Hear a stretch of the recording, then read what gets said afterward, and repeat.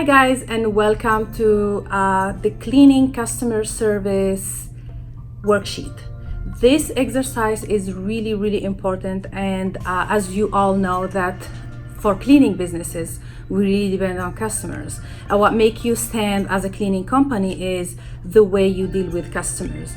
It's not when the good days are good and everything is fine and you get the good review and you're busy and you're booking. It's actually when things are not going well. It's when you have a complaint, if your customer is not happy for any reason. And this training is going really to help you. What I really recommend is for you to print it out, take the time, and be honest when you answer the questions. Be honest to yourself and how you do business and how you feel, because oftentimes in business we bring our feelings, our personal ideas or prejudgments, and use it in business, and that's actually not going to be helpful. That's why I came up with this very helpful exercise, and I want to go over it because, as you may see now on the first page, I asked you who is your top recurring customers and then give a list of them.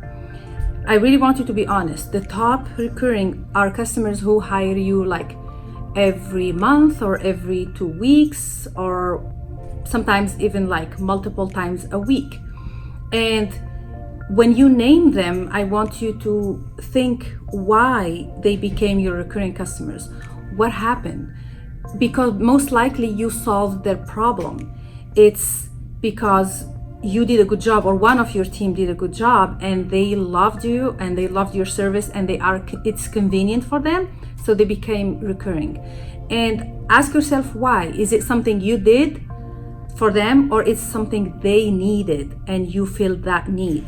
So what I learned over the years is know what is good and what's working and do more of it, and know what's not working and do less of it. And when you write it down, it's gonna give you a better idea on what to do more of to get more recurring customers. Because this is the truth. When you have recurring customers, you're gonna save a lot of time and money on marketing and getting new customers. Because number one, they will hire you more, so you have more profit. Number two, they will tell their friends and family about your business, and that's how you get free marketing. It's a word of mouth, and you are a cleaning business. We all know that we depend on referrals and our reputation, and that's how you're gonna get more customers. It's first, my top favorite customers are. So who is your favorite customer? Your favorite customer is the customer who books you often, who is friendly to you. Your favorite customer is the customer who trusts you. Your favorite customer is your loyal customer, meaning like no matter what happened, no matter how other companies are trying to get them, they even get it in the mail. They open and they get like a brochure, or they get a business card for other cleaning companies. They get a 25% off, but they still loyal to you. If you cancel on them, they wait for you. So that's your favorite customer. I want you to write few names down and also answer the next question, the reason they became my favorite, and write down and journal about that. See, this is the thing.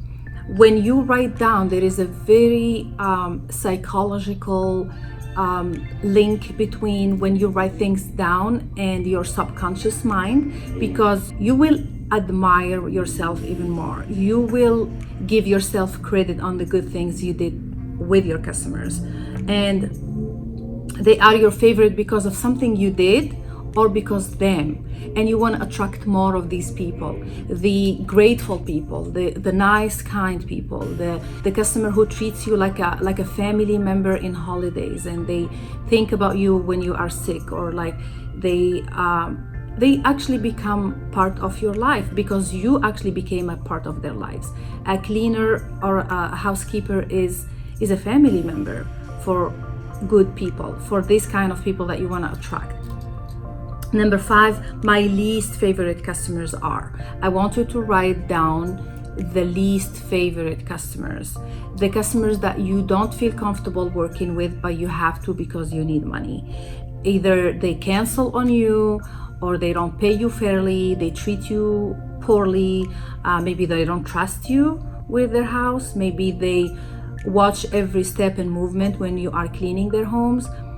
It doesn't matter what they do, but for you, it's the least favorite. So write their names, and in the next question, I want you to write why, the reason why they are your least favorite.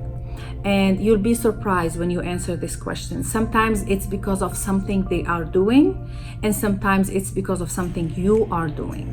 It's not blaming you for anything, but maybe sometimes you are too scared to say no because you need the money. So the reason why I want you to write here and journal about it, because oftentimes, yeah, we need the money, but not all money is good money. So you maybe will have an aha moment answering this question and a breakthrough, because now you will think to yourself like, oh, why do I choose to go serve these people if they are not appreciating me, if they are not nice to me, if they're not paying me what I deserve to be paid, right? So you will learn how to say no, because when you say no to these people, you say yes to yourself. You say yes to another customer who is deserving of your service. So that's a very, very important question to answer. Now we go to the 7th question. When a customer is asking too many questions prior to booking a cleaning, and you have few options, are you patient when it comes to that and you answer all their questions? Do you feel annoyed? However, you still answer their questions and continue booking them? Or do you become suspicious and you don't feel comfortable booking them? I want you to answer each question, and I want you also to think why you picked that answer. What is it that you need to do more, better off? Now, if you feel suspicious and you don't feel comfortable, why you're not feeling comfortable? Is that triggering something personal in your life? Because this is the thing, the truth of the matter we learned with coaches and business coaches and personal development courses, that business, you should separate business from your personal, or don't take it personally. However, you cannot not bring your emotions to your business, especially if you're owning your business. This is your baby. To most of entrepreneurs, when they own a cleaning company or any other business, this is your baby. You built this dream. This was an idea and a vision, and you executed and you brought this to life. So it's hard to not bring your emotions, but the purpose of this exercise is to have self-control with your emotions, because as a leader, and this is what we learn in leadership classes, as a leader, one of the qualities of leaders is self-control. So you feel what you feel, however, you don't let that affect your decision and how you deal with customers and how you deal with complaints. So I want you to answer that question and think about it, why you feeling what you're feeling. The next question is, when a customer accuses me or one of my cleaners of something that did not occur, how do you deal with this? Do you stay neutral, or do you feel mad and angry, or do you apologize, take notes, revise my practices in the company to avoid getting the same complaint again? See, when you are in business, and this is very shocking to me when I learned that 90% of small businesses bankrupt or close, or they are no longer in business within the first 10 years. So basically 10% only will make it after 10 years. So what happened to those 90%?